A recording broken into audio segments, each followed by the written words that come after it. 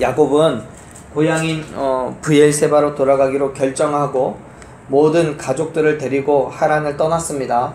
그런데 라반에게 알리지 않고 조용히 떠난 것과 함께 라헬이 라반의 드라빔을 훔쳐서 나온 것 때문에 라반은 먼 거리를 쫓아와서 길르앗산에서 이제 만나게 됩니다. 야곱에 대한 라반의 분노 때문에 금방이라도 격렬하게 싸울 것처럼 보였는데 하나님께서 라반에게 임재하셔서 선악간에 어떤 말도 하지 말 것을 명령하심으로써 라반은 야곱에게 엄청난 불만이 있었지만 야곱이 고향으로 떠나는 것에 대해서는 더 이상 말할 수가 없었죠. 그러나 그 이후에 드라빔을 훔쳐간 것에 대해서 이야기를 합니다. 그런데 야곱은 라헬이 한 일에 대해서 전혀 모르고 있었기 때문에 라반에게 모든 장막을 다 뒤져보라고, 우리는 그것을 가지고 있는 사람이 아무도 없다라고 주장합니다. 야곱의 말대로 라반은 레아의 두 여종, 즉 실바와 빌하, 그리고 라헬의 장막까지 다 뒤졌지만 찾을 수 없었어요. 왜요? 그걸 라헬이 깔고 앉았거든요. 그리고서는 그의 아버지 라반을 봤을 때 자기가 생리가 있어서 일어나지 못한다라고 그렇게 얘기하죠. 결국 라반은 야곱으로부터 이 모든 것들 때문에 큰 책망을 받게 됩니다.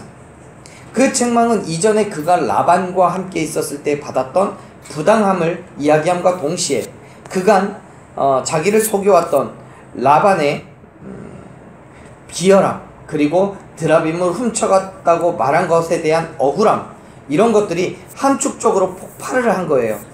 그만큼 야곱은 라반을 향해서 강한 분노를 표현을 하는 거죠. 그러한 야곱을 책망해 라반은 한껏 누그러진 반응을 보입니다. 우리 다시 한번 말씀을 읽어보죠. 43절 말씀이요. 같이 읽습니다.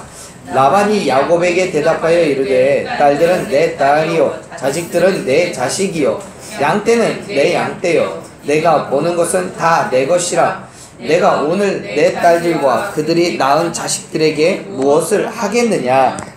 아멘. 라반은 자신이 뒤쫓아온 사람들이 적어도 적이 아니라고, 딸이고 손자라고, 그리고 본래 자기의 가축들이었기 때문에 오히려 싸울 생각도 없다라고 얘기를 해요. 그것은 더 이상 야곱의 분노에 변명이나 비난을 할 수 없었기 때문에 자신이 이렇게 인정이 많은 사람이고 야곱 너를 해칠 생각이 없다는 것을 보여주려는 의도로 지금 이야기를 하고 있는 거예요. 그와 동시에 라반은 현재 야곱이 가지고 있는 그 모든 것들이 다 내 것이라고 표현을 하죠. 야곱의 아내들도 내 것이고 자녀들도 내 것이고 양떼들도 내 것이고 다 내 거래요. 그에 얼마나 라반이 야곱의 소유물들에 대해서 집착을 하고 있는지를 보여주고 있는 거예요. 결국 라반이 이렇게 말하는 거죠.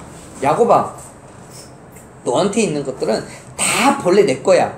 그런데 내가 너에게 양보했고 너에게 준 거야. 그렇기 때문에 내가 지금 이 순간에 이 모든 것들을 다 내게 다시 달라고 요구할 수 있지만 그렇게 안 할게. 나 착하지. 그 얘기하는 거예요. 자, 여기까지만 보면 라반은 정말 통 크게 야곱에게 많은 것들을 양보한 것처럼 보여요. 그런데 그 다음 절을 보면 라반의 의도가 뭔지 분명하게 보입니다. 한번 보죠. 44절 말씀 같이 읽습니다.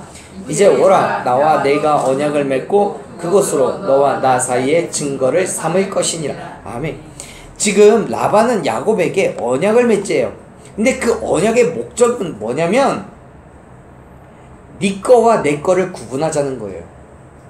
즉 라반은 비록 야곱이 가지고 있는 것까지도 43절 말씀에 의하면 내 거가 분명하지만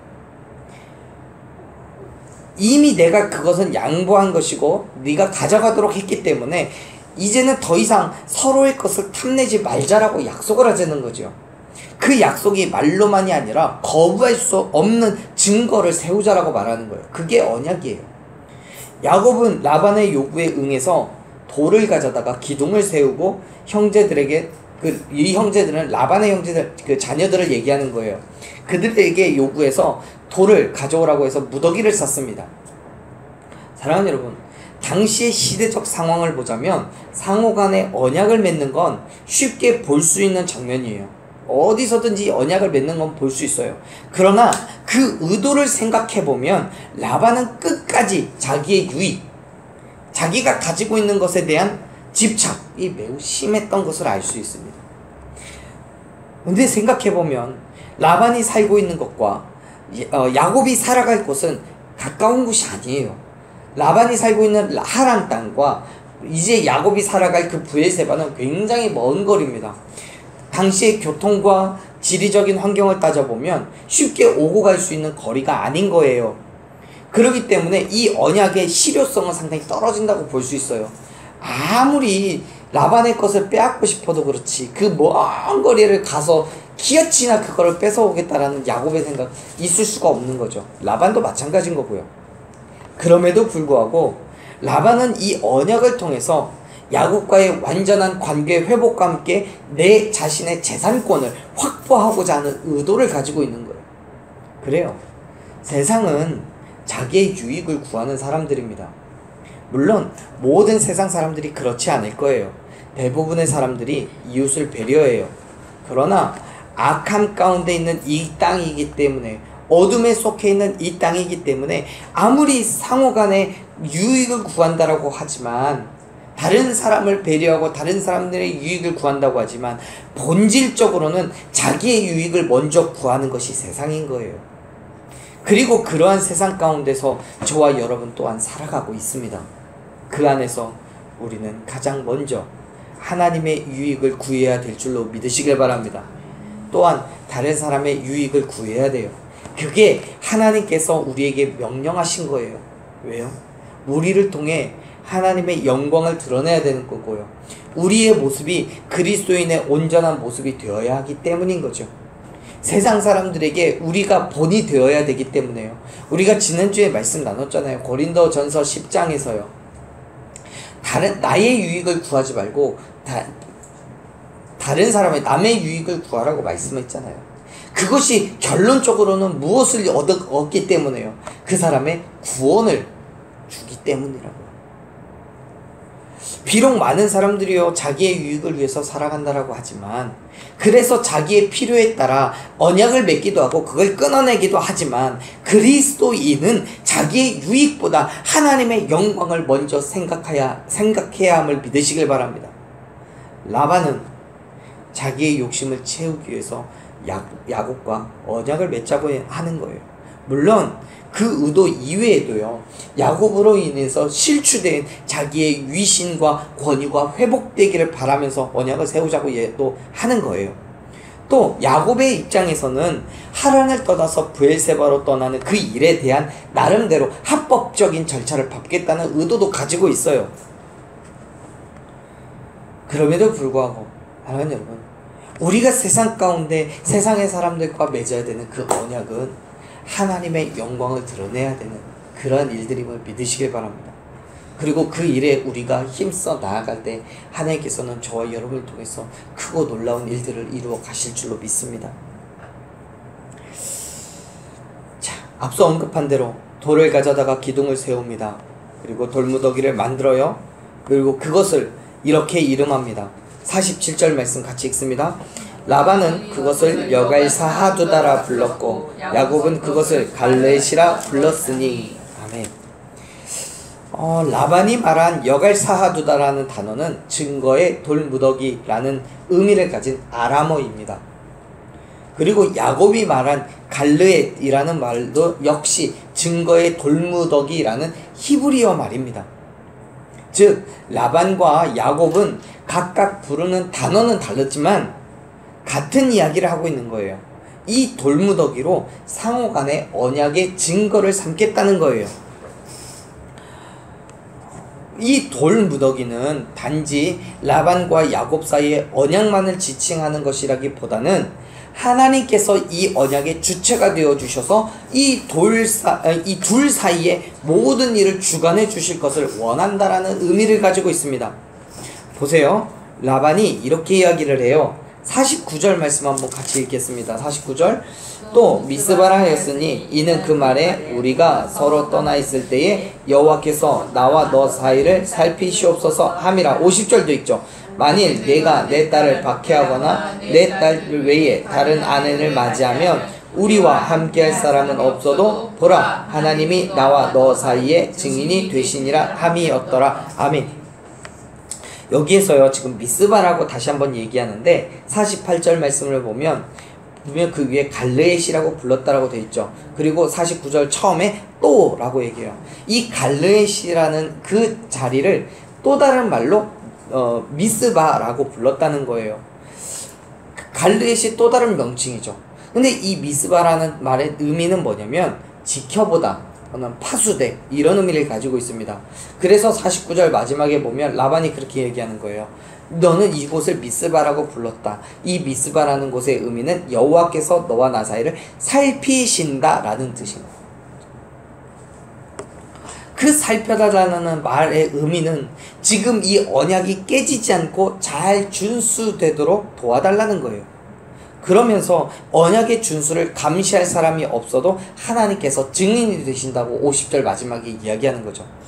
사실 라반은 이 언약을 세우면서 돌 기둥과 돌 무더기를 세워놓고 언약을 세우면서 야곱에게 두 가지의 것을 요구합니다. 뭘 요구하냐면 50절에 처음에 얘기하는 거죠. 내 딸들을 박대하거나 내 딸들 이외에 다른 여자를 얻지 말라고 얘기해요. 그게 한 가지 요구사항이에요. 그러면서 만약에 야곱이 자기 딸들을 레아와 라헬을 핍박하거나 혹은 이들 이외에 다른 여자를 아내로 얻는다면 하나님께서 지금 이곳에서 우리가 맺은 언약의 증인이 되셔서 너를 징계하실 거다 라는 말의 의미를 가지고 있는 거죠. 사랑하는 여러분, 우리의 모든 일들을 주관하시는 분은 오직 하나님 한 분뿐임을 믿으십시오. 인간의 능력으로는 한계가 있을 수밖에 없는 그 모든 일에 하나님께서 인도하시고 역사해 주셨을 때 그때 비로소 우리가 계획한 것 이상으로 놀라운 열매를 맺게 될 줄로 믿습니다. 지금 라반은 그리고 야곱은요 그 세워진 돌기둥, 모여진 돌무더기를 놓고 그렇게 맹세를 하고 있는 거예요. 우리는 인간적으로는 이 돌 무더기에서 맹세하지만 이 맹세를 이루어가는 분은 지키시고 깨지지 않도록 돌보시는 것은 하나님 당신입니다. 그 이야기를 하고 있는 거예요. 그런데요, 라반이 맹세하는 것과 야곱이 맹세하는 것은 조금 차이가 있습니다. 53절 말씀을 보면 이렇게 맹세를 해요. 53절 말씀만 같이 읽습니다. 아브라함의 하나님, 나홀의 하나님, 그들의 조상의 하나님은 우리 사이에 판단하옵소서 하며 야곱이 그의 아버지 이삭이 경외하는 이를 가리켜 맹세하고. 아멘. 지금 다시 한번 맹세를 하는데요. 라반이 야곱에게 요구했던 첫 번째 것은 아내를 얻지 말라는 것이고요. 두 번째 요구하는 게 52절에 있습니다. 뭐냐면 이 무더기가 증거가 돼서 내가 니네 쪽으로 가지도 않고 니네가 우리 쪽으로 오지도 않는다라는 거예요. 근데 오고 감의 의미는 뭐냐면 그냥 단순히 교제하고 왕래하고 친하게 되기 이게 아니고요. 싸우지 말자는 거예요. 전쟁을 하기 위해서 너희 것을 뺏기 위해서 내가 너한테로 가지도 않고 네가 우리 쪽으로 오지도 말아라 그 얘기를 하는 거죠. 그러면서 맹세를 해요. 당시에 있었던 맹세의 방법에는요 제3자를 증인으로 세우는 게 있습니다. 그래서 그 증인으로 제3자의 증인으로 라반과 야곱은 각각 자신들이 언급할 수 있는 신을 소환해요. 그 신이 라반은 뭐예요? 53절 말씀 보면 아브라함의 하나님, 나홀의 하나님, 그들의 조상의 하나님이에요. 그에 비해서 야곱은 누구를 이야기하냐면 그의 아버지 이삭이 경외하는 이라고 이야기하죠. 여기에서 라반이 언급하는 것에 우리는 조금 낯선 부분이 있습니다. 여러분 우리는 신앙생활하면서 그런 얘기 정말 많이 들었잖아요. 아브라함의 하나님, 이삭의 하나님, 야곱의 하나님 이런 말은 많이 들었는데 어색한 부분이죠. 누구예요? 나홀의 하나님의 이야기는 잘 듣지 않았어요. 매우 낯선 거죠. 지금 라반은요, 나홀이 섬긴 신과 아브라함의 하나님을 구별하지를 못하는 거예요. 자, 여기에서 나홀이 섬긴 신은 하나님, 여기에서는 나홀의 하나님이라고 이야기하지만 하나님이 아니에요. 당시 그 지역에 만연해 있던 우상이죠. 그런데 이 라반은요, 이 나홀이, 그의 아버지 나홀이 섬긴 신과 그 하나님과 아브라함이 섬긴 하나님을 그냥 동일선상에서 놓고 이해하고 있는 거예요. 구별을 하지 못하는 거예요. 그렇기 때문에 당연히 아브라함이 믿었던 하나님, 이삭이 믿는 하나님, 야곱이 믿고 있는 하나님을 이 라반은 믿지를 않는 거라고 이야기할 수 있습니다. 이해하지 못해요. 그냥 많은 신들 중에 하나이고 그 신들을 자기는 그 증인으로 세우고 있는 거예요. 우리 식대로 이야기하자면 맹세하면서 난 하나님, 부처님, 알라에게 맹세할 거야, 이렇게 이야기하는 거랑 똑같은 거예요. 반면 야곱은 그의 아버지 이삭이 경외하는 하나님의 이름으로 맹세를 한다라고 이야기죠. 자신이 하나님께서 친히 선택하신 언약의 백성의 그 상속자로 인식하고 있음을 보여주고 있는 거예요. 그래서 이 이후에 분명히 이스라엘 백성들은 아브라함의 하나님, 이삭의 하나님, 야곱의 하나님을 이야기하게 되는 거예요. 사랑하는 여러분, 저와 여러분이 믿고 있는 하나님을 다른 우상과 본질적으로 같은 자리에 놓지 말아야 됩니다. 라반이 말하는 것처럼 이름만 가져다가 붙인다고 해서 그것들이 하나님이 될 수 없어요. 세상의 많은 우상들과 하나님을 혼동하지 마십시오. 그리스도인은 우리가 믿고 의지하는 하나님이 어떤 분인지를 분명히 알아야 됩니다.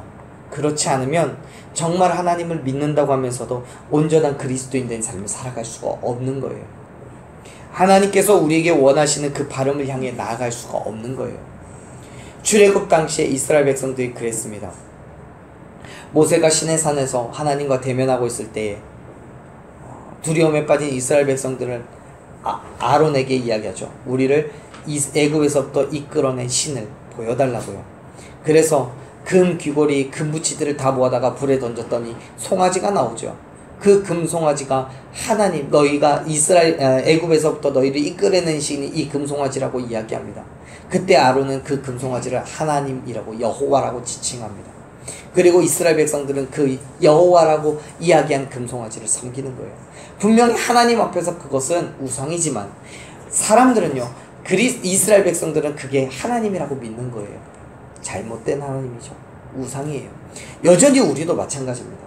우리도 하나님을 믿어야 되고 하나님을 섬겨야 함에도 불구하고 세상이, 그리고 내 잘못된 가치관이, 내 잘못된 자아가 하나님이 아닌 것을 하나님이라고 믿게 하는 것들이 있습니다. 사랑하는 여러분, 우리는 그러기 때문에 반드시 하나님에 대해, 분명한 하나님에 대해서 알아야 되는 거고요. 우리가 믿고 의지하는 그 하나님이 우리를 창조하시고 우리를 모든 죄 가운데서 구원하신 하나님이신 줄 믿으시길 바랍니다. 그리고 그 하나님 앞에 우리의 삶을 내어놓고 믿음으로 나아갈 때 하나님은 야곱에게 역사하신 것처럼, 또 이삭에게 역사하신 것처럼, 아브라함에게 역사하신 것처럼 저와 여러분에게도 동일하게 역사해 주실 줄로 믿습니다. 그의 삶을 인도하시고 붙잡아 주시고 도와주신 것처럼 오늘 저와 여러분의 삶 가운데서도 동일하게 그 하나님이 역사해 주실 줄로 믿습니다. 그렇기 때문에 끝까지 분명한 믿음으로 말씀에서 발견되는 하나님으로 믿고 의지하며 나아가는 그 믿음의 삶을 결단하는 저와 여러분 되기를 간절히 축원합니다.